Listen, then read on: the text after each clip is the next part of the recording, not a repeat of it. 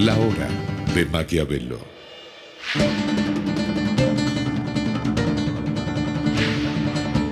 Para conocer a los que están detrás del poder.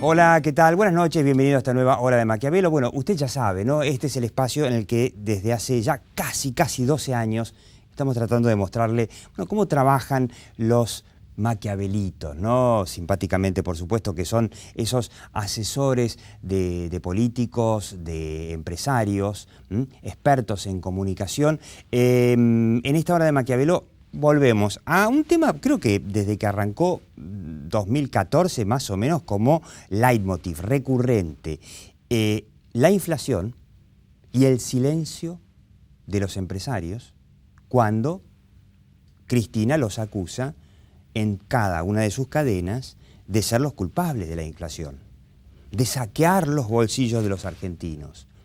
El jefe de gabinete, ahí a la mañana, tempranito, les dice que son inescrupulosos.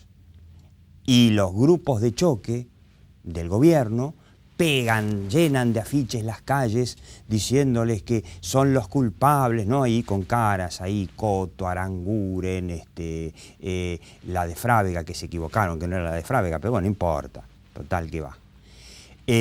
Una nueva encuesta está diciendo que, bueno, no hay tanta gente que crea el relato de quién tiene la culpa de la inflación. ¿Es tan así?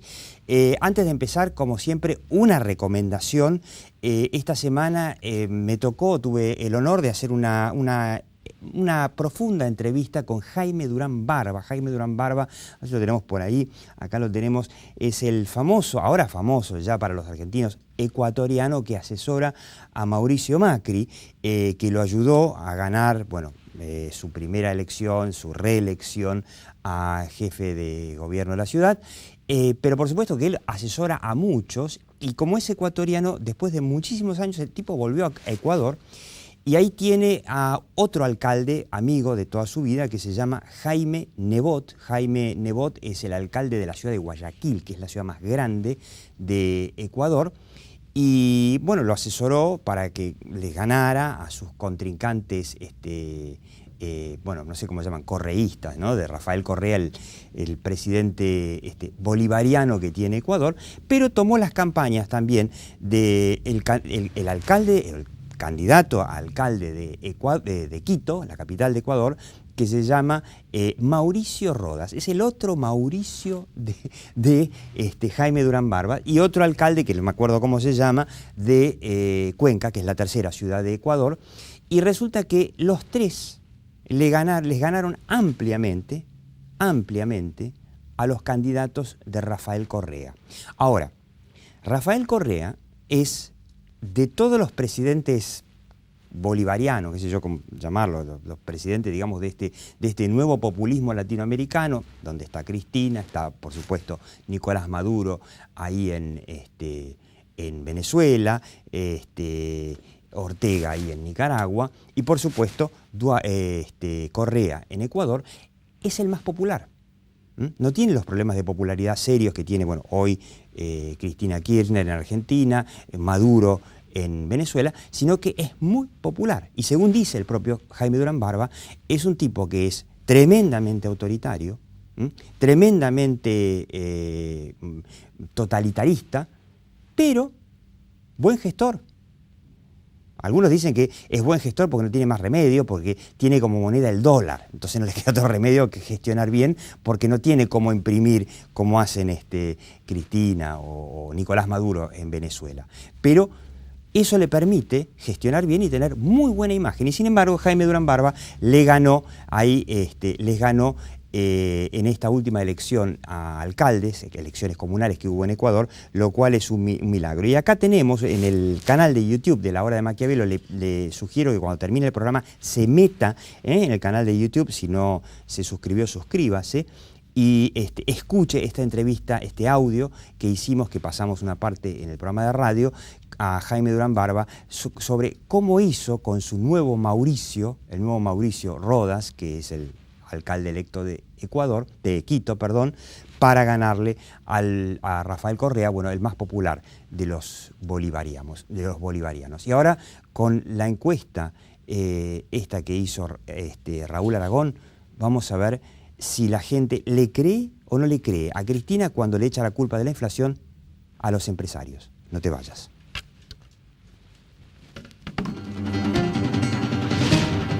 La hora de Maquiavelo.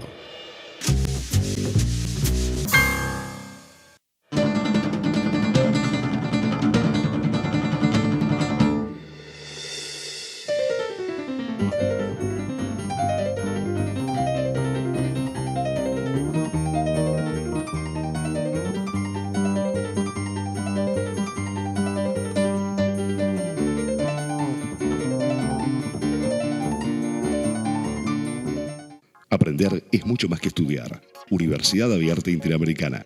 www.uay.edu.ar. El futuro sos vos.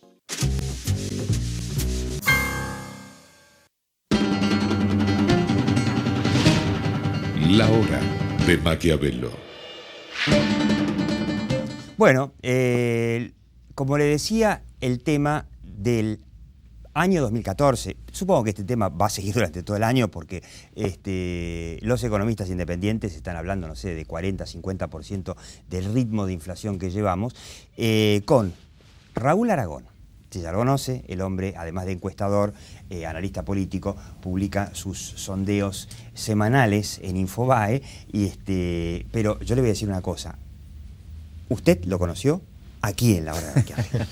Y Miguel Brown es economista, el hombre dirige, creo, la Fundación Pensar, que es una fundación cercana al PRO, de Mauricio Macri, para que nos ayude a entender un poquito de esto. Vamos primero a los números. La pregunta de Raúl Aragón es, ¿cuál es el principal responsable de la inflación? Vamos a ver. Opciones. El gobierno que hace la política económica, 42,6%. Todos, o sea, un poco todos, 29%. Y los empresarios que aumentan los precios, 19,4%. No sabe, de 6,1%. Y hay un 2,5% que dice la culpa la tienen los sindicalistas que piden demasiado aumento. Me sorprendió, porque la verdad que yo pensé que mucha más gente iba a creer en la... no sé si hipótesis es un poco mucho, en la acusación del gobierno de que son los empresarios. Sí, en realidad es sorprendente porque es la primera vez que se registra así. Te acordarás, Diego, nosotros medimos esto mismo en el 2006 y después en el 2011, y los números estaban invertidos. Sí. El 40 y tanto por ciento, con variación, atribuye a la causa de la inflación a los empresarios y alrededor del 20% al gobierno, a la política económica del gobierno. El sindicalismo siempre fue Poco. Ínfimo. Y esta es la primera vez que se invierte esto. Y además hay un dato más que se puede comparar. Ese 19%, 19,4% es el 19,4% que da fe al relato, que da fe a la interpretación oficial. En Capital y Gran Buenos Aires. En Capital y Gran Buenos Aires. Hace una semana, vos te acordarás, hicimos un estudio que incluía, entre otras preguntas, la pregunta por la teoría del complot. Sí. Y la claro, porque Cristina decía que si el dólar subía era por un complot de los mercados. Para desestabilizarlo. Esa propuesta, esa teoría, recogía el 30% de los encuestados. Tampoco demasiado, pero un poco más.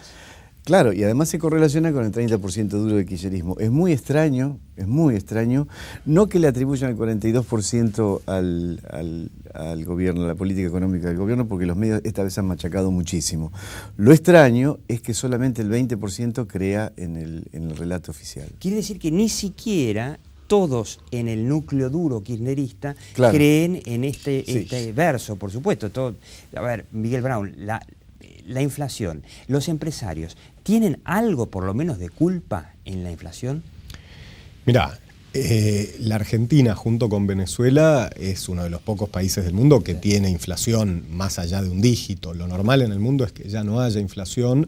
Yo dudo que los empresarios argentinos sean más malos que los de otros países, y además dudo que los empresarios argentinos sean más malos que los empresarios argentinos en el 2005, ponele, Claro, cuando no porque había en inflación. realidad hasta el 2000, o Entonces, en todos los años 90. claro, digamos, lo que cambia es la política monetaria. Los argentinos ya sabemos, cuando uno devalúa, cuando emite dinero para financiar el tesoro, eso alimenta la inflación. Entonces, puede ser que haya elementos individuales de algún empresario que se aproveche de algún tema mercado puntual. Pero en general la competencia te limita, el aumento de precios, la gente no es tonta, si un comercio le cobra mucho va a otro, y eso, digamos, no hay ninguna duda, ningún economista profesional en ningún lugar del mundo razonable te va a decir que la inflación es culpa de los empresarios, sino que más bien es un tema de la política monetaria. En esa descripción de colegas que hiciste, de colegas tuyos, digo, economistas razonables, no lo podés incluir entonces a Kicillof, porque él sostiene que la culpa de la inflación la tienen los empresarios. Mira, yo creo que es una estrategia de comunicación lisa y llana. Creo que Kicillof entiende perfectamente, porque él mismo dijo en sus palabras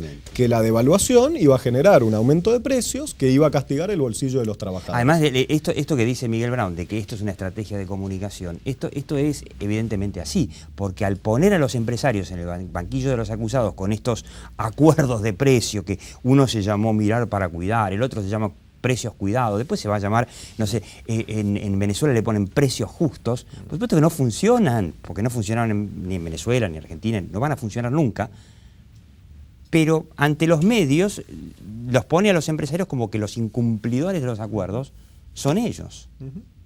Sin duda, y hay obviamente un porcentaje de gente que cree en esto y se engancha, y la verdad... ¿Pero no te sorprende que sean tan pocos?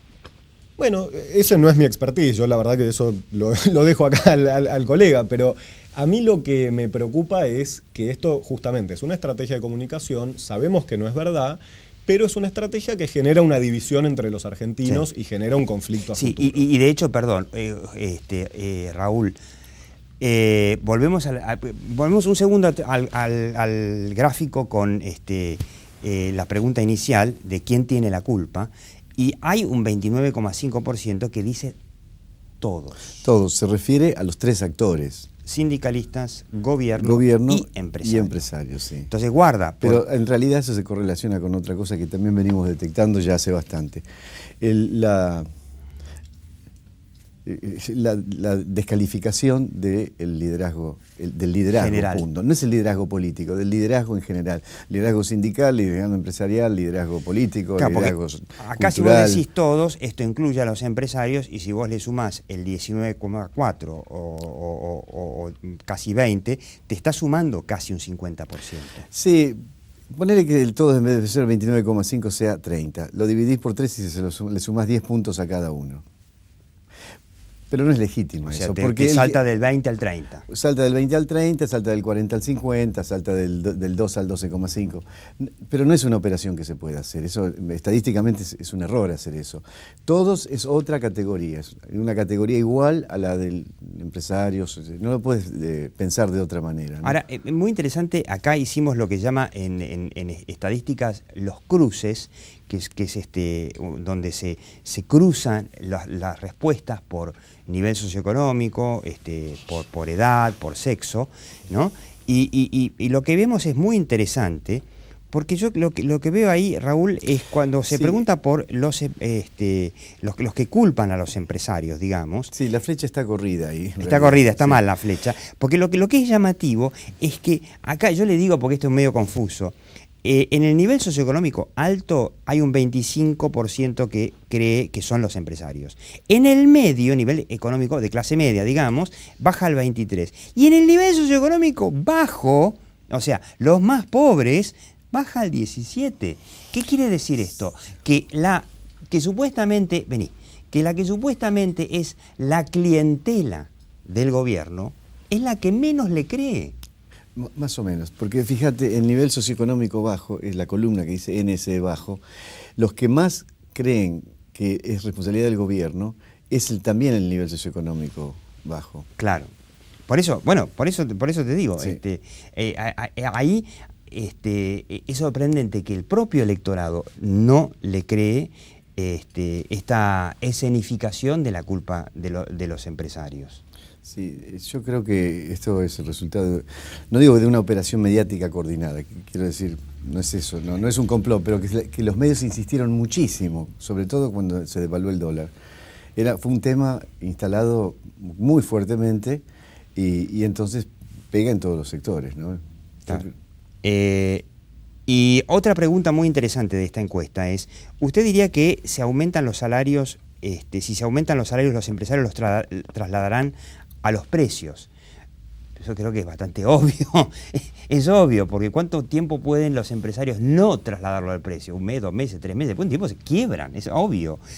El sí, más de 80%. Claro. Es decir, esto corrobora la baja atribución de responsabilidad de los empresarios, porque es casi como si dijeran sí, porque no tienen más remedio. Porque si lo pensaran de otra manera, entonces la atribución de responsabilidad al empresariado sería muchísimo más alta. Claro, claro. Esto es 4 veces la atribución de responsabilidad. Ahora Miguel Braun, vos como economista, ¿no te sorprende que la gente tenga, digamos, un sentido común bastante más desarrollado de lo que el gobierno cree? Mira, en este tema no me sorprende, porque la Argentina tiene mucha experiencia con la inflación. Hoy vos caminás por la calle, escuchás a gente, escuchás a tus padres, a tus abuelos, a un tío y demás, y todo el mundo entiende que la inflación es una responsabilidad del gobierno. Y agregale a eso que mucha gente trabaja en un negocio, en un comercio, en una empresa, y sabe cómo ve la funciona la experiencia, cosa. ve los números, se da cuenta que si suben los salarios, bueno, si el empresario no cobra más, se funde.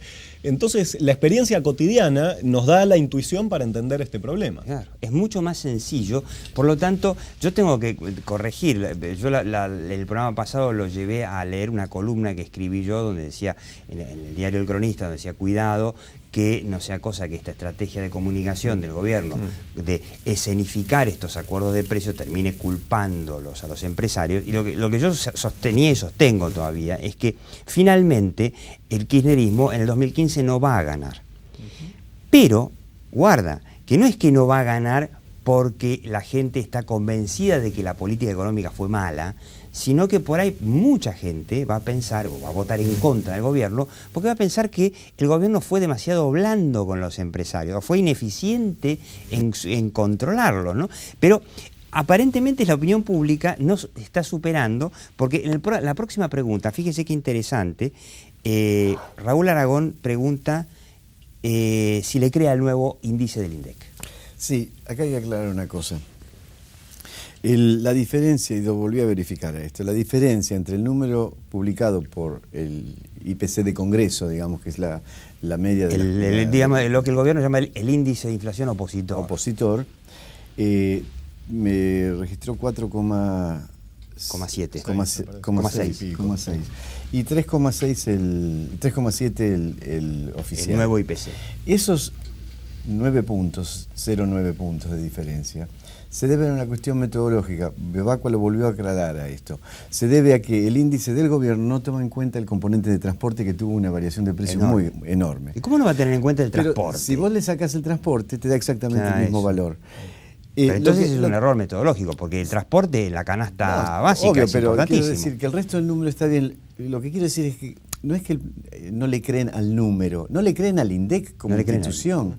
Es el interlocutor el que está desacreditado, no el número como y claro, porque lo notable, yo le recuerdo que fue el primer índice de inflación del kirchnerismo, por lo menos del kirchnerismo de Cristina Kirchner, que te está diciendo que hay inflación. O sea, con 3,6 no hay vuelta que darle. En un mes, 3,7 en un mes es inflación, punto. Entonces, reconoce que hay inflación. Todavía estamos esperando la política económica contra esa inflación. Pero bueno, eso es otro tema. El 80% no le cree. No le cree al INDEC. No le cree al INDEC. Perdón, es peor, porque en realidad el sí le cree es 14,7. El sí le cree es 14,7. Ese 14,7 en realidad está diciendo sí, creo en ese número, no está hablando del INDEC, sí creo en ese número, porque ese 14,7 es casi todo, no está la apertura acá, pero es casi todo. Sí, acá la tengo. Si el próximo está la apertura, podemos mostrarlo. Fíjate que hay variación con nivel socioeconómico. No hay variación, ¿no? Claro. Acá lo tenemos. Mira, el sí le creo es el 25% alto. ¿Y por qué? Porque es un nivel, el nivel socioeconómico también es nivel educativo más alto. Es más, la forma en la que se construye el indicador del nivel socioeconómico Es por nivel educativo. El componente educativo sí. pesa mucho adentro de Sí, ese porque índice. en general cuando es una encuesta telefónica no se le pregunta cuánta plata tiene, No, sino pues, se le pregunta por su nivel de estudios. Es una Nivel de trampita. estudio, cobertura médica, tipo de cobertura médica, y con eso se construye un índice y hay varias preguntas más. Fíjate que es el nivel educativo más alto le cree más porque entiende mejor y está más informado. Yo pues, muy chiquito, yo le leo los números. Nivel socioeconómico alto le cree al INDEC, al nuevo INDEC o al nuevo índice de precios, 25%. El nivel medio, 18%. Y el nivel bajo, o sea, insisto, la clientela del kirchnerismo le cree solamente al nuevo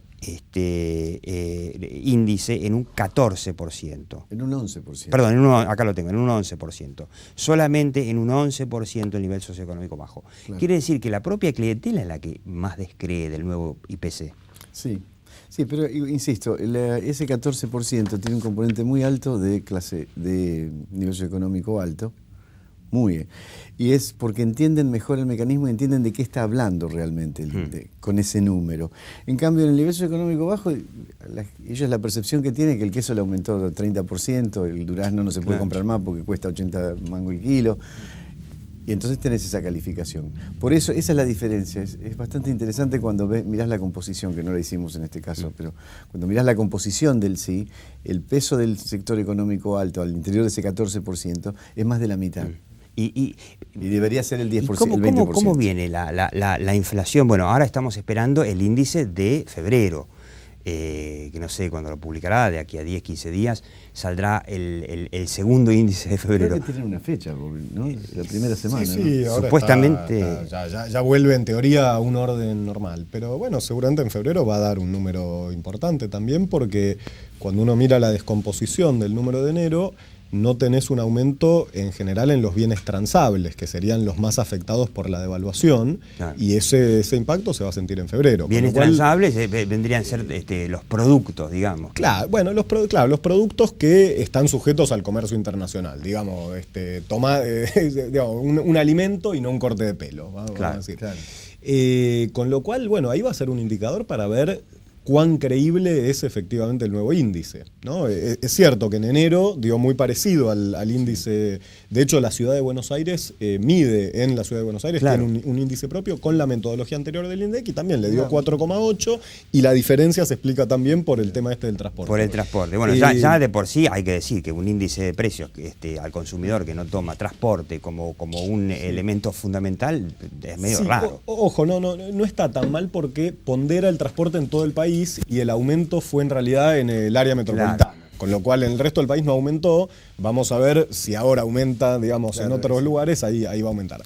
Pero vamos a estar todos con la lupa estudiándolo a ver si es creíble o no. Pero lo importante es lo que vos decías antes, que estamos entrando en un fenómeno de aumento de la inflación respecto de los últimos años, que estábamos en torno a un 25. Este año... que era una barbaridad. Es mucho, 25% de inflación en el año muchísimo. Es una monstruosidad. Pero digamos, este año se dan dos fenómenos. En primer lugar, que todo indica que vamos a un nivel de inflación más alto aún, en parte por la devaluación, en parte por la mayor emisión monetaria, y a la vez que todo indica que el gobierno está intentando negociar aumentos de salarios menores al de la inflación, es decir, el famoso ajuste, ¿no? Claro. Y eso puede tener consecuencias imprevistas, ¿no? Eso vamos a tener que mirar con mucho cuidado a ver qué hace el gobierno para, por un lado, tratar de moderar la inflación y, por otro lado, contener las demandas sociales. Hay que ver si los sindicatos aceptan esto, porque al haber publicado el gobierno que ya el índice le está dando, no sé cuánto está dando, no hablemos de los privados, hablemos del gobierno, ese índice, ¿cuánto está dando por año de inflación? No, bueno, no se puede extrapolar linealmente, ¿no? Pero, digamos, las estimaciones hoy dando vuelta, conservadoras andarán en torno al 35%. 35. Conservadoras. Bueno, más tranquilo dentro de todo. Lo que pasa es muy difícil saber porque depende mucho de qué haga el gobierno. Una cosa es, si el gobierno, por ejemplo, ajusta las tarifas de gas, electricidad y demás, y otra cosa es si no lo hace. Es que eso se viene. Bueno, Eso se viene. Vamos a ver si se Van a viene. suprimir los ¿Cómo? subsidios. Eso dicen. No, eso está clarísimo. Digo, yo lo quiero ver porque ya lo han anunciado varias veces. Yo creo que el gobierno está esperando simplemente que venga un poquito el fresquito de marzo, abril, más marzo no hace muy, pero abril, como para que a la gente recién ahí le llegue la boleta, porque si a la gente le llega la boleta en marzo, que están todos de vuelta de vacaciones, y vuelve a hacer calor, febrero estuvo bastante fresquito, vuelve a hacer calor, y pagar un aumento del 300% de luz en el medio de un apagón, no sé, vos como experto en opinión pública, ¿cómo lo denominarías a eso? Como muy peligroso. Muy peligroso, muy peligroso. Porque se sabe, las que generan las movilizaciones son las capas de mitad para arriba y después son acompañadas por estratos socioeconómicos menores, pero es muy peligroso. Yo creo, y algún rumor escuché, que la quita de subsidios a los sectores de mayor nivel socioeconómico va a ser gradual. Gradual, sí, Es lógico. como el síndrome lógica. de la rana hervida, vos lo conocés. De a poquito, hoy un 50%, mañana otro. Claro, si te zampan 300% de un día para el otro y encima tenés un corte de luz, esto puede convertirse, no sé, en Venezuela. Sí, también puedes tener corte de luz en invierno por el consumo excesivo de... Claro. Bueno, de hecho ya hubo etcétera. cortes de luz en invierno por el... No, creo que yo escuché, no en una fuente 100% confiable, pero escuché que la idea, están estudiando, porque no es tan sencillo, bueno, vos sabrás mejor, pero la idea es bajarlos gradualmente, no de golpe. Ahora, porque no lo pueden sostener por problemas de caja, pero por otro lado tampoco lo pueden encender una mecha más Claro, de todas las un polvorín, que es un polvorín. Claro. Ahora, para terminar el programa, tenés 2 minutos, Miguel Braun, para recomendarle, no sé, yo digo a Kicillof, que se ve que no lo entiende, no lo encuentra la vuelta, ¿qué hacer para combatir la inflación? Mira, el gobierno se encontró finalmente con las consecuencias de un modelo agotado. Digamos, ya hace 2 años que la economía está prácticamente estancada, los salarios reales no crecen, la inflación aumenta, tenemos problemas en el comercio internacional y frente a ese escenario fue por el camino de un ajuste ortodoxo. Devaluaron, subieron la tasa de interés, están tratando de bajar los salarios reales y van a apuntar a subir las tarifas. Esa es la receta del FMI, Bien ortodoxa, digamos. bien ortodoxa. El problema es que el gobierno no tiene credibilidad como para generar un clima de inversión y un ingreso de divisas que te contrapese el efecto del ajuste. Claro. Entonces, digamos, lo más probable es que terminemos, si el gobierno efectivamente avanza con todo lo que está haciendo, con una caída en la actividad económica.